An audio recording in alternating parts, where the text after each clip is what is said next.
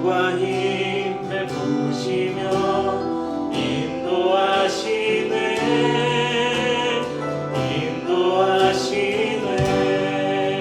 나의 가는 길 나의 가는 길 주님 인도하시네. 그는 보이지 않아도 날 위해 일하시네. 주 나의 인도자 항상 함께 하시네. 사랑과 힘 베푸시며 인도하시네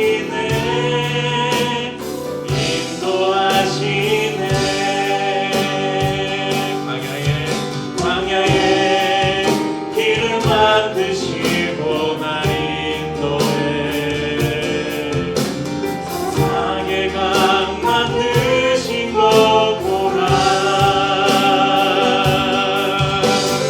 하늘과 땅 면에도 주의 말씀 영원히 내 삶 속에 새 일을 행하리. 나의 가는 길 주님 인도하시네. 그는 보이지 않아도 날 위해 일하시네. 주 나의 인도자 항상 함께 하시네. 사랑과 힘 베푸시며 인도하시네 인도하시네. 나의 가는 길 주님 인도하시네. 그는 보이지 않아도 날 위해 일하시네. 주 나의 인도자 항상 함께 하시네. 사랑과 힘 베푸시며 인도하시네 인도하시네.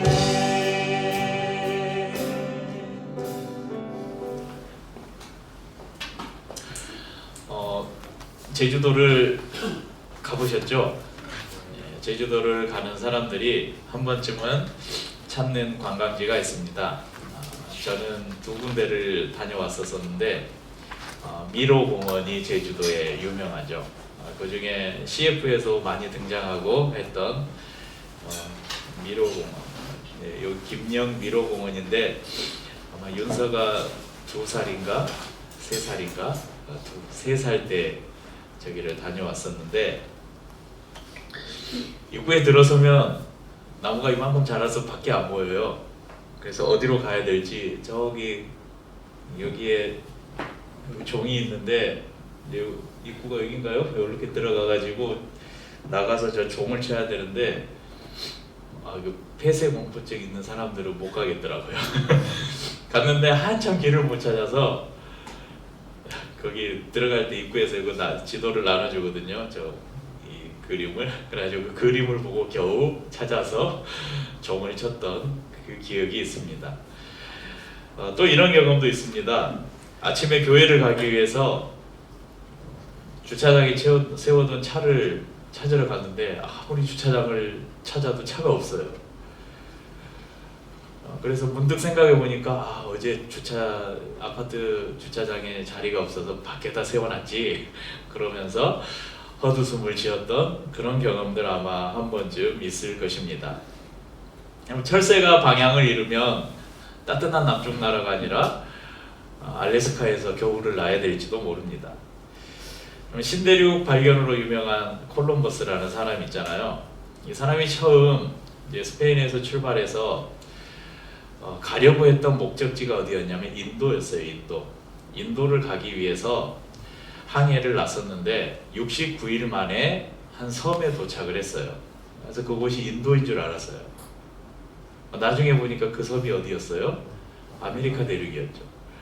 그래서 지금도 저기 아메리카에 보면 북아메리카와 남아메리카 사이에 서인도 제도라는 곳이 있어요.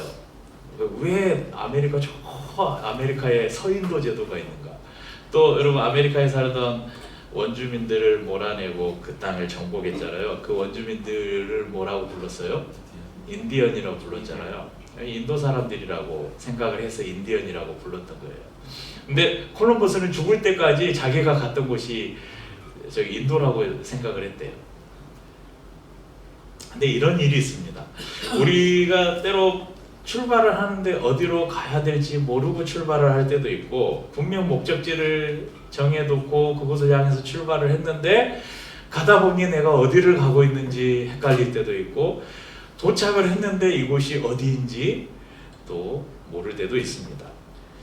단순히 어떤 길을 찾는 것뿐만 아니라 우리의 삶은 더 길을 찾는 것보다 더 복잡한 그런 많은 순간들이 있습니다.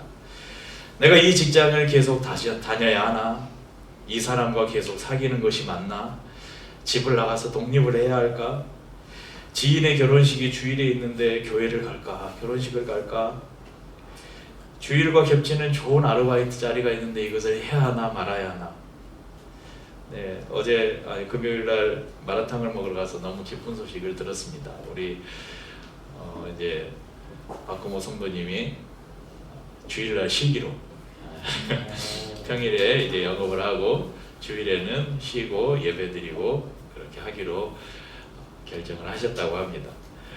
너무 감사가 되고, 아무튼 우리 성도님들이 자주 마라탕도 먹으러 갈 뿐만 아니라 주일에 장사 못하는 걸 평일에 충분히 보상을 받을 수 있도록 하나님이 평일에 손님을 많이 보내주시도록 늘 기도를 해주시기 바랍니다.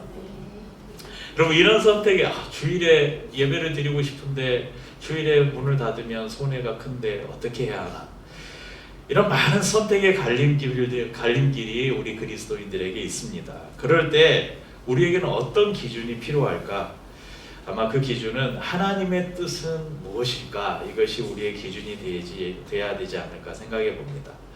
그러니까 하나님이 내게 원하시는 것은 무엇인가? 하나님의 뜻은 무엇인가? 라는 이 질문은 그리스도인이라면, 거듭난 그리스도인이라면 평생을 가지고 살아야 될 질문이겠죠. 오늘 본문을 보면 다윗도 똑같은 질문을 했습니다. 사울과 요나단의 죽음을 접한 바로 직후였습니다. 갑자기 이스라엘의 권력의 공백이 생겼잖아요. 왕이 계승자가 죽었어요. 마음만 먹으면 다윗은 지금 사울의 빈자리를 금방이라도 꿰차고 이스라엘의 왕이 될 수도 있었습니다.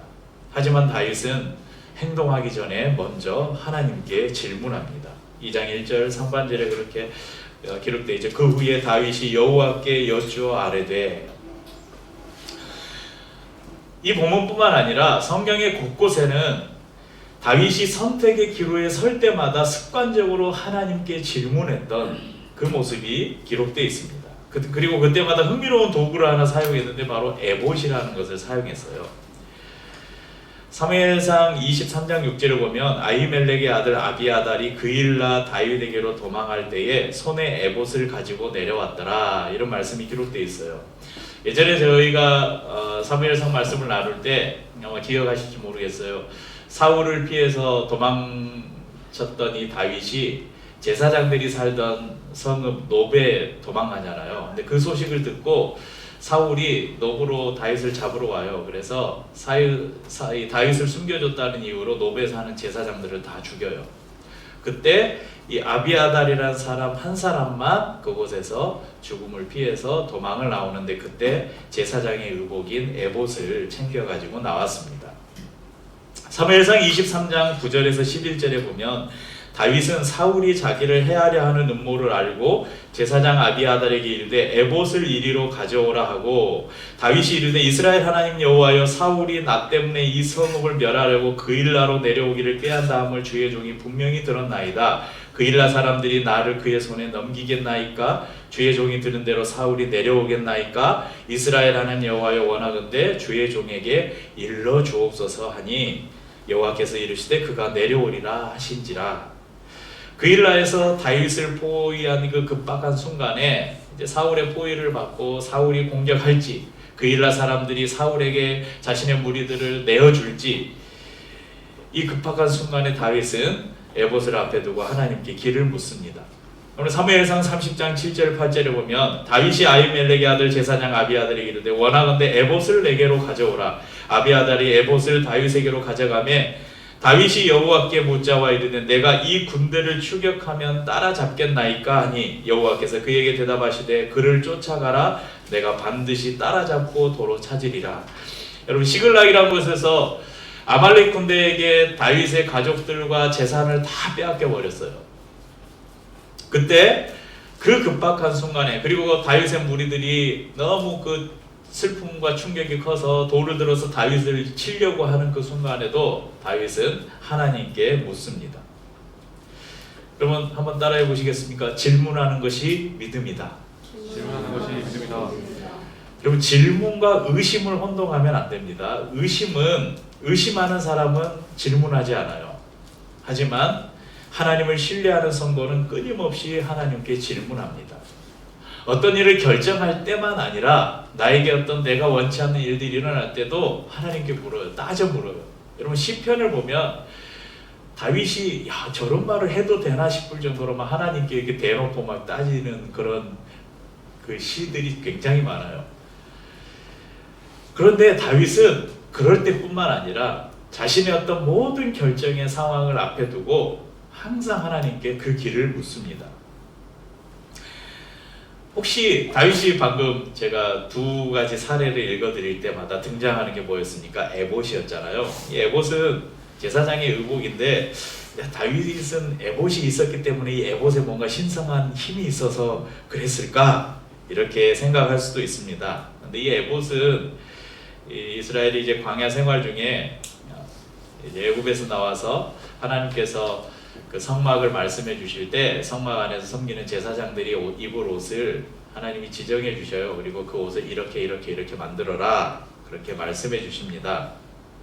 그런데 아주 독특한 것이 하나 있는데 출애굽기 28장 30절에 보면 너는 우림과 둠밈을 판결 흉패 안에 넣어 아론이 여호와 앞에 들어갈 때에 그의 가슴에 붙이게 하라. 아론은 여호와 앞에서 이스라엘 자손의 흉패를 항상 그의 가슴에 붙일지니라.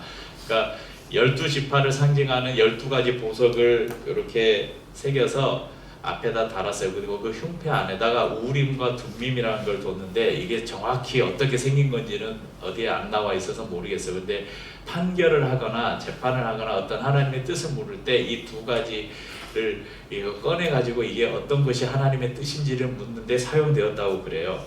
근데 오늘 다윗이 이 에봇을 앞에 두고 하나님께 물었다는 것은 당시에 여러분 하나님의 임재를 상징하는 것이 무엇이었습니까? 법궤였잖아요. 근데 지금 법궤는 없어요. 그러니까 이 에봇을 앞에 두고 물었다는 것은 하나님의 임재를 구하면서 하나님께 물었다는 것으로 우리가 이해할 수 있습니다. 그런데 여러분 우리는 지금 에봇이 없잖아요. 하지만 우리에게는 지금 시대를 사는 우리에게는 이 에봇보다 더 좋은 게 있어요. 그게 뭐예요? 성경. 그리고 또 하나가 있어요. 바로 성령. 성령과 하나님의 말씀인 성경이 우리 안에 있습니다. 다윗의 길을 인도하셨던 하나님께서는 동일하게 우리의 삶을 인도하시는데 에봇이 아니라 구약과 신약 이 하나님의 말씀과 우리 안에 거하시는 성령을 통해서 우리를 인도하십니다. 히브리서 4장 12절에 보면 하나님의 말씀은 살아있고 활력이 있어 좌우의 날선 어떤 검보다 예리하여 혼과 영과 및 관절과 골수를 찔러 쪼개기까지 하며 또 마음의 생각과 뜻을 판단하나니.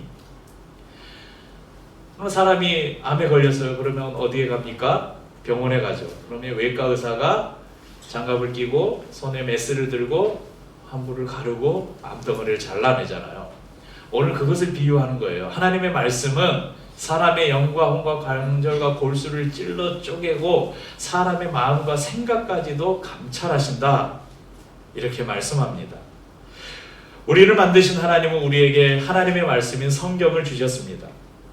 의사가 우리의 육체를 만져 고치듯이 하나님의 말씀은 우리의 영혼과 육체를 만지십니다. 여러분 혹시 우리가 살다가 외로움과 버림받았다는 고통 가운데 있을 때 여러분 히브리서 13장 5절을 읽어보십시오. 내가 결코 너희를 버리지 아니하고 너희를 떠나지 아니하리라 하셨느니라. 그럼 근심 때문에 마음에 평안이 없습니까? 누군가 빌립보서 4장 6절을 우리에게 들려줍니다. 아무것도 염려하지 말고 다만 모든 일에 기도와 간구로 너희 구할 것을 감사함으로 하나님께 아뢰라. 그리하면 모든 지각에 뛰어난 하나님의 평강이 그리스도 예수 안에서 너희 마음과 생각을 지키시리라. 여러분 게으르고 나태하고 유혹이 좀 더 눕자, 좀 더 자자, 대충 하면 돼, 이런 유혹이 우리에게 찾아올 때 하나님은 골로새서 3장 23절의 말씀을 우리의 귀에 들려주십니다. 무슨 일을 하든지 마음을 다하여 주께 하듯 하고 사람에게 하듯 하지 말라. 말씀에 대해서 여러분의 귀를 활짝 여십시오.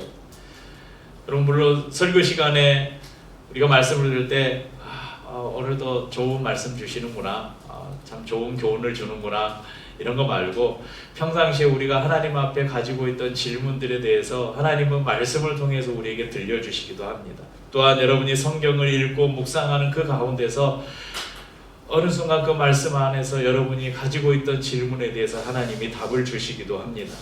여러분 우리가 부르는 찬송의 가사 하나하나 가운데도 하나님의 말씀이 담겨 있고요, 또 영적인 권위자들을 통해서 하나님이 말씀하시기도 하고 성령 안에 교통하는 믿음의 동역자들의 입술을 통해서 하나님이 또한 우리에게 말씀하시기도 합니다. 그리스도인이라면 하나님을 향한 갈망이 있고 하나님의 뜻이 무엇인지를 향한 그런 갈망이 있습니다. 그럴 때 우리는 하나님의 음성에 귀를 기울여야 합니다. 빌립보서 2장 13절을 우리에게 말씀합니다. 너희 안에서 행하시는 이는 하나님이시니 자기의 기쁘신 뜻을 위하여 너희에게 소원을 두고 행하게 하시나니. 여러분의 마음 안에 소원을 두고 하나님이 행하십니다. 그리고 하나님 우리에게 요구하셔요. 내가 무엇을 해야 될지, 어디로 가야 될지 모르겠느냐? 그러면 물어라. 나에게 물으라고 말씀합니다. 그래서 우리가 하나님 앞에 질문할 때 하나님은 우리에게 대답하시고 그 응답에 우리가 반응할 때 우리의 마음속에 말할 수 없는 기쁨, 평안이 몰려오는 것을 여러분 경험해 보십시오. 그럼 하나님은 하나님의 자녀들의 마음속에 소원을 주시고 그 소원을 이루어 가시는 분이십니다. 그런데 한 가지 조심할 것은 자신의 생각이나 자신의 느낌을 근거로 그것이 하나님의 뜻이라고 우리가 착각할 수 있다는 거예요. 그래서 우리는 늘 하나님의 말씀을 우리 판단의 근거로 둬야 합니다. 그럼 부모님께 거짓말을 했는데, 세연아, 부모님께 거짓말을 했는데 감쪽같이 모르고 넘어가도록 하나님이 인도해 주셨어요. 할렐루야.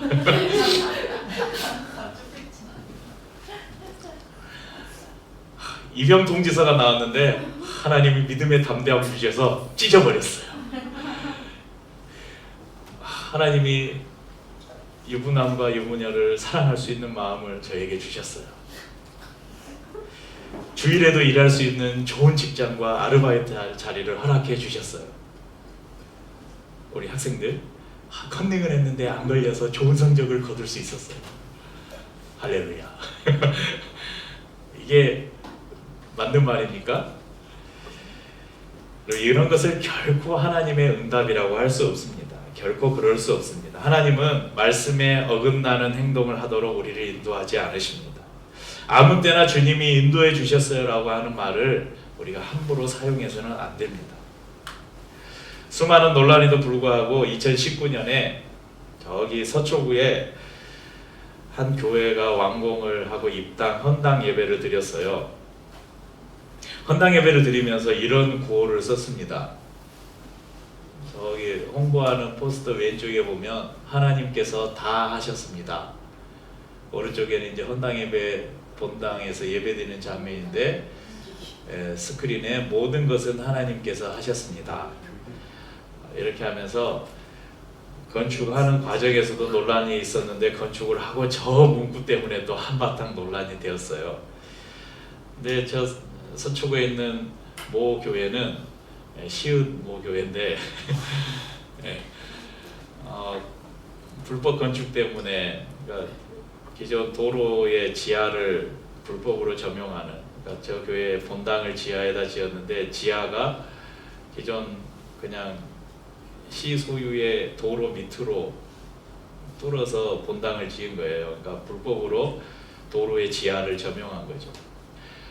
그래서 지금 뭐 벌금 내다가 지금 끝났는지 모르겠어요. 지금은 어떻게 됐는지 이제 시간이 지나고 그러니까 또 조용해졌는데, 아무튼 그때 뭐 여기에 구청장도 다니고 뭐 판사, 검사, 아무튼 뭐 교회가 워낙 큰 교회다 보니까 뭐 국회의원 굉장히 뭐 무지해요. 그리고 돈 많은 사람들, 제가 여담을 하자면 저 교회에서 지금 목사, 담임 목사 말고 그 전에 정말 제가 존경하는 옥하는 목사님이 계실 때 제자훈련 세미나를 다녀온 적이 있는데, 이제 사랑의 교회 안성수양관에서 이렇게 4박 5일 이제 세미나를 하고, 이제 1박 2일은 그 사랑의 교회 그때 순이라고 하는데 순을 이렇게 모임을 참관하는 그런 게 있어요. 그래서 두 군데를 가는데, 한 군데에서는 직접 모임을 인도하는 실습을 하고, 한 군데는 모임을 하는 것을 참관하는데, 그 지금 교회 말고 그 전 교회, 거기에 교회를 갔는데 그때 제가 벤치를 처음 타봤어요. 벤치를 딱 세워놓고 저를 모시고 가더라고요. 2일 1조로 가는데, 근데 어디 갔는데 청담동 어디 빌라였어요. 뭐 지하에는 대리석으로, 그래가지고 뭐 무슨 이야기를 하는데 뭐 교수님이라고 하고, 그리고 그런 엄청 고급 빌라를 첫 번째 방문했고, 두 번째 방문한 어디 아파트를 갔는데, 서초구에 어디 아파트를 갔는데, 남편도 아내도 다 변호사님이에요. 그러면서 넘사벽이구나. 아무튼 그런 교회예요. 그런데 여러분, 이 교회 안에 이제 뭐 생각이 있는 분들도 있을 거 아니에요. 법조인들도 많고. 그래서 그 안에 있는, 지금 이제 그 문제 때문에 지금 교회가 둘로 나눠져서 갱신 운동하는 분들은 이전 교회에 있고, 이제 나머지 분들은 새로 건축한 교회로 가서 이제 두 군데에서 예배를 드리는데, 법에 관련된 일을 하는 분들도 이 건축 과정에 많은 문제들이 있다, 그런 것들을 제기했는데 그냥 다 무시하고 넘어간 거예요. 그래서 교회를 다니는 분들뿐만 아니라, 한국 교회뿐만 아니라 당시에 서초구의 수많은 지역 주민들이 이것에 대해서 반대 운동을 하고 성명을 내고 그랬어요. 그런데 어쨌든 밀어붙여서 완공을 다 하고, 내건 프레이즈가 뭐였어요? 모든 것은 다 하나님이 하셨대요. 그럼 하나님이 불법을 하셨어요? 그러면 저 건축에 제가 알기로 건축비만 3천억이 든 걸로 알아요. 땅값 빼고. 그럼 그 수천억을 쏟아부은 하나님이 이 시대에 그 수천억을 쏟아부어서 화려한 건물을 세우는 게 하나님의 뜻일까요? 저는 모르겠어요. 저는 그런 돈이 없어서 그런지 모르겠지만, 그럼 우리가 그런 실수를 할 때도 있어요. 저런 뭐 큰 것뿐만 아니라 우리가 살아가면서도 그런 실수를 할 수 있다는 거예요. 내가 죄를 저질러 놓고, 내가 잘못을 해놓고, 내가 잘못된 선택을 해놓고 이것이 하나님의 뜻이라고 우리가 착각할 수도 있다는 것입니다. 하나님은 누군가에게 거짓말하고, 누군가에게 상처를 주고, 누군가를 속이라고 당신의 자녀들을 부추기지 않습니다. 우리에게는 에봇도 우림과 둠밈도 필요 없습니다. 오늘날 우리에게는 하나님의 말씀과 우리 안에 거하시는 하나님의 영이신 성령이 우리를 가르쳐 주십니다. 문제를 만나셨습니까? 고난과 슬픔을 만나셨습니까? 어디로 가야 될지 방향을 잃어버렸습니까? 그렇다면 여러분, 성경을 펼치십시오. 그리고 성령님께 의지하고 하나님께 물으십시오. 요한복음 14장 26절에 보혜사 곧 아버지께서 내 이름으로 보내실 성령, 그가 너희에게 모든 것을 가르치고 내가 너희에게 말한 모든 것을 생각나게 하리라. 예수님께서 이제 곧 십자가를 지시고 죽으시고 부활하셔서 하나님 보좌로 우편으로 가실 건데, 그러나 걱정하지 말아라. 내가 또 다른 보혜사, 너희를 도울 또 다른 보혜사를 보낼 것인데, 그가 오면, 성령님이 너희 가운데 오시면 그분이 너희의 모든 길을 가르쳐 주실 것이다. 그리고 내가 말한 모든 것, 하나님의 말씀을 너희에게 생각나게 하실 것이다. 예수님께서 약속하셨습니다. 또 믿음 안에서 한 가족으로 지내는 옆에 계신 성도님들을 여러분 서로 바라보십시오. 그리고 그들에게 도움을 청하십시오. 우리의 인생에서 만나는 아주 작고 사소한 것까지라도 주님께 물으십시오. 나의 경험이나 지식이나 또 내가 할 수 있는 어떤 내 능력을 가지고 문제를 해결하려고 생각하기도 전에 먼저 주님께 질문하십시오. 작은 일도 구하는 것이 익숙해지면 거인과 같은 큰 문제에 봉착할 때도 우리는 두려워하지 않을 것입니다. 하나님은 당신의 자녀들을 사랑하심으로 우리가 길을 잃고 정처 없이 방황하도록 내버려 두지 않습니다. 가장 좋은 길로, 가장 좋은 때에, 가장 좋은 것으로 우리를 인도하시고 채우시는 분이십니다. 그런데 조건이 있습니다. 단 그분께 물을 때, 하나님께 물을 때 말씀하셔요. 그러니까 우리가 살아가면서 여러분 고통의 순간이 없습니까? 예수 믿은 이후에 많잖아요. 그런데 대부분 돌아보면 하나님께 묻지 않았어요. 하나님의 뜻을 구하지 않았어요. 아, 이렇게 하면 되겠지? 내 생각으로, 내 판단으로 어떤 것을 했는데 결국 그것 때문에 아픔을 겪고 고통을 겪고 그런 일들이 있죠. 그런데 하나님은 모든 것을 합력해서 선을 이루신다. 우리가 했던 실수와 우리가 잘못 선택했던 것까지도 하나님은 그것을 선으로 바꾸셔서 좋은 곳으로 우리를 인도하신다. 그렇게 성경이 말씀합니다. 그래서 우리가 실수하고 잘못 선택하기 이전에 늘 하나님께 질문하시고, 그럼 하나님께 질문하는데 우리가 하나님의 응답을 어떻게 확신할 수 있는가? 하나님 우리에게 말씀으로 말씀하셔요. 그리고 어떤 것을 묻고 답을 얻을 때는 이렇게 교차 검증을 해야 돼요. 이것이 하나님의 뜻인지 아닌지를 교차 검증을 해야 돼요. 뭐 다음 주에 저희가 이제 7주년인데 다음 주에 아마 이 개척의 과정부터 한번 여러분에게 쭉 한번 브리핑을 한번 할 예정인데 그때도 이야기를 할지 모르겠습니다. 저는 한 번도 10몇 년을 목회를 하면서 부교육자로 생활을 하면서 한 번도 교회를 개척한다, 담임 목회를 한다 한 번도 생각을 해본 적이 없어요. 아예 누군가 옆에서 그런 말을 끝내면 아예 막 손사래를 치면서 거부를 했었는데 제가 지금 이렇게 교회를 개척해서 목회를 하고 있잖아요. 근데 그 과정에서 제가 한 세 번의 과정을 걸쳐서 이게 하나님의 뜻인지를 물었어요. 꽤 몇 달의 시간을 가지면서.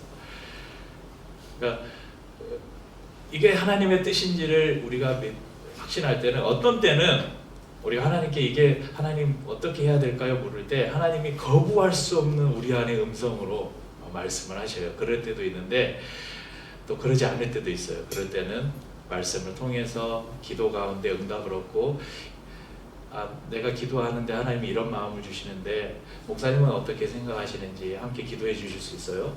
아니면 옆에 계신 우리 이제 소그룹 리더들도 있고 또 같이 믿음 안에서 생활하는 우리 성도들도 있고 같이 기도해 주시겠어요? 그래서 동일한 마음을 주시는지 확인을 하고, 그런 과정들이 우리에게 필요합니다.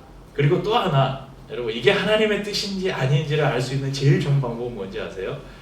어떤 일에 대해서 우리가 기도하고 이게 하나님의 응답이다 생각했는데 그게 계속 꺼림직해요. 이게 맞을까? 그러면 이건 대부분 10중 8구는 하나님의 응답이 아니에요. 하나님의 응답은 설사 그것이 내가 생각했던 거하고 다른 방향으로 하나님이 내 마음속에 응답을 주셔도 그 응답이 평안해지는 거예요. 그러니까 하나님의 응답은 제일 확실한 건 그거예요. 평안이에요. 그러니까 우리가 어떤 도전을 앞에 두고 있어요. 이걸 해야 될까 말아야 될까, 이걸 시작하면 뭔가 막 복잡해질 것 같고 그래요. 그래서 차라리 기도를 했는데 안 된다고 했으면 좋겠다 싶었는데 그래 나아가 봐라, 그런 마음을 주셔요. 근데 그러면 막 걱정이 생겨야 되잖아요. 이제 앞으로 어떻게 해야 되지. 근데 그럼에도 마음 안에 평안이 확 밀려와요. 하나님, 이런 게 하나님의 응답이에요.